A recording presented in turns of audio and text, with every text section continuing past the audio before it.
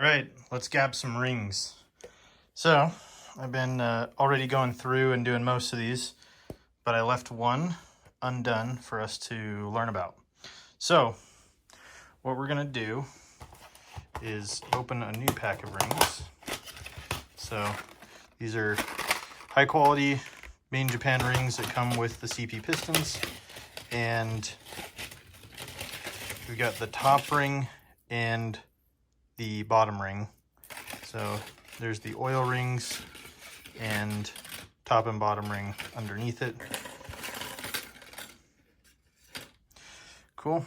So this one, you can tell it actually is a different sheen than the second ring, and the second ring has like a little step in it. So each set of piston rings can be different, so just check with the manufacturer. But this guy, it has, most of them have a little number on them. So this says N100. See if it'll zoom. So it'll say N100. Some of them will say top, like some of these OEM ones I have. I think somewhere they say C top. Yeah, right there you can see. So some of them will say top, something like that. But to determine what your piston ring gap is, we just use the guide for the rings that we're given. Turbo and supercharge application, which is what we're using. I heard a podcast where Nelson Racing Engine said the same thing, so that's why I wrote NRE, is 0.055, so 5.5 thousandths per inch of bore.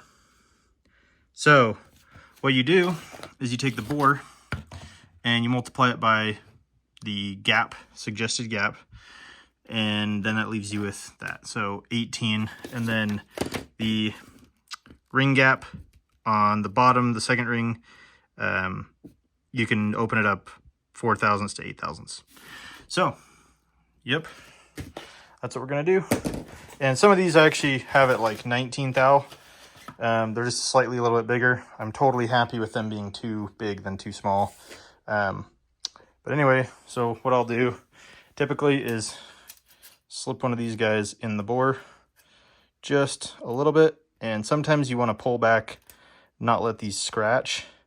But let me see if I can help it in with one hand. Okay, just like that. And then I'll take an old piston with the oil ring on, and the oil ring is like your stopper. So you push this guy down, and then the oil ring holds it from going down in. So you just pull that out, and now it's squared up. And what I have been doing is just checking. The target is 18 to 19. So I've been taking this 16 as just like a close target and just seeing if they're even close. This one actually fits barely about halfway with the 16. So it's probably closer to like 15. I actually don't have a 15 on my feeler gauges, but this one is actually closer than the others. A lot of these were like 14 or something like that. So anyway, we know we're close. So I'm just gonna take this guy over, put him on the ring cutter, and push gently up against the stop here, center it, and I always put my finger just right here to keep it from chattering. And then you're gonna turn counterclockwise. So you're cutting down from the front of the ring to the back of the ring to keep it from getting a burr. So I can set up something real quick and show you how I do that, but it's really simple. This is like it was like 12 turns per thou, depending on how much pressure I put on it. So for this one, I'd probably go like 20 turns, check it, and it's probably going to be pretty close. So anyway, it's pretty simple. These cutters are about, I don't know what it is, like 30 or 40 bucks. I think I got this one from Summit Racing. They have them on Amazon, stuff like that. But yeah, pretty straightforward procedure to do this, but it has to be done. It can cause a lot of damage if you don't do it properly. So I'll set one up and then I'll show you how it goes. Okay, so got the top of the ring right here, and I just gently make sure this is all clear and clean from any debris so it can sit nice and flat. But I just set this guy up against the stop, make sure that the ring isn't terribly crooked. like it's pretty parallel. And then just start going and keep even pressure.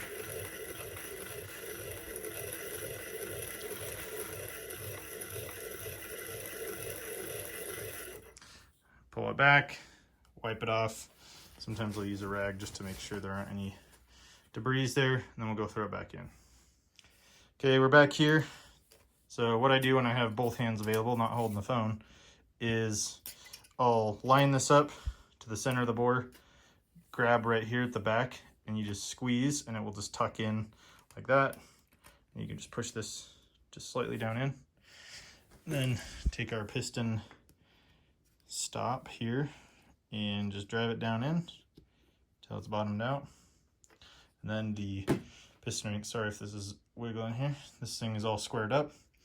Now we can take our, I'm going to take the 16 thou feeler, and yeah, it goes in, but it's just tight. I think it actually might be tapered. I might have cut to the back just a little bit because it keeps tightening up. So we're just going to do this again, and we'll focus on making sure that the end gap is okay. You can test that by just bringing these together. It's really kind of hard to show on the phone, but you can see, yeah, there's a little bit of taper in it. Gosh, the phone doesn't like it, but you can see there's just a tiny bit of taper where it's been cut. So let me just run over. I'll cut this up and we'll throw it back in. Okay, that should be much better. Let's try it here. And don't jam these in there if there's like a nasty burr. It will scratch your bore. You don't want that. So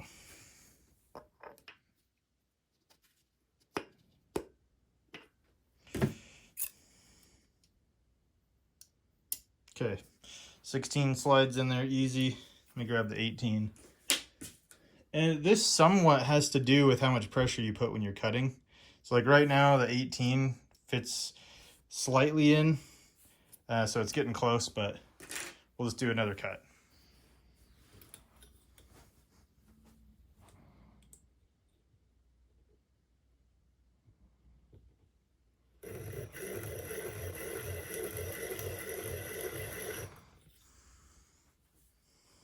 Okay.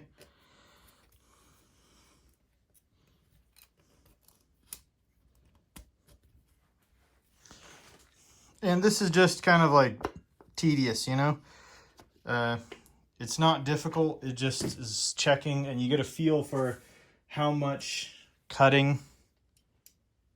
There we go. There's the 18 thou. Let's put a 19 in there just for fun. I've actually been targeting like between 18 and 19, mostly 19. Of course, the 19 disappears. Okay. Yeah, it like barely fits a 19, so it's probably closer to 18. So anyway, there we're on target, and that's pretty much what you do. You just have to go through these top and bottom, and then the next ring down, we're gonna go 4 thousandths larger than target. So this is 18, so we'll go 22, and then we'll be good. So, yep, that's really all there is to it. It's not that crazy, and it's just a process you have to dig through. And however many pistons is how many ever rings you got to do, but it doesn't take too long, and these diamond tools cut pretty well. Even these inexpensive ones are, I mean, it does a fine enough job for doing a handful of these. So anyway, if you like seeing more of this engine building stuff, we're just going to keep going at it. It's actually getting pretty close. The cylinder head was previously put together, so soon we're just going to have to build the short block, and then we'll put the cylinder head on, and then we can do other tests too. We got to do piston to valve clearance stuff, and we'll show you everything there. But anyway, thanks for watching. If you like this, leave a like and subscribe, and we'll see you next time.